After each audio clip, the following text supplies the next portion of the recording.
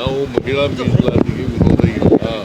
ಯಾಕಂದರೆ 23ರಲ್ಲೇ ಪಾಸ್ ಆಗಿದೆ parliament 23ರಲ್ಲಿ. So ಅವರು ಇಂಪ್ಲಿಮೆಂಟ್ ಮಾಡಬೇಕಷ್ಟೇ.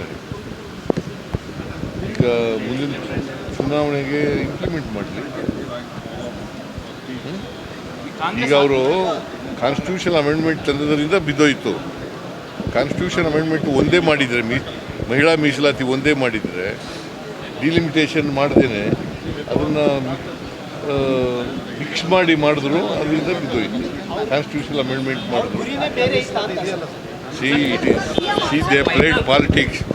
ಅವರು ರಾಜಕೀಯ ಮಾಡೋಕ್ಕೋಸ್ಕರ ಎರಡನ್ನೂ ಡಿಲಿಮಿಟೇಷನ್ನು ಮತ್ತು ಮಹಿಳಾ ಮೀಸಲಾತಿ ಎರಡನ್ನೂ ಒಟ್ಟಿಗೆ ತಗೊಬಂದಿದ್ರು.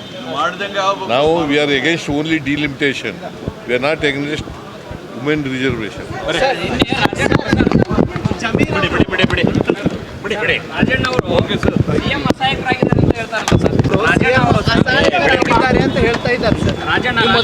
ಮೊದಲ ತರ ಸಿಎಂ ಇಲ್ವಂತೆ ಸರ್, ಈಗ ಅಸಹಾಯಕರಾಗಿದ್ದಾರೆ. ಮಾತಾಡಿದ್ದೀನಿ ರಾಜಣ್ಣ, ನಾನು ನಿನ್ನೆ ಕರೆದು ಮಾತಾಡಿದ್ದೀನಿ.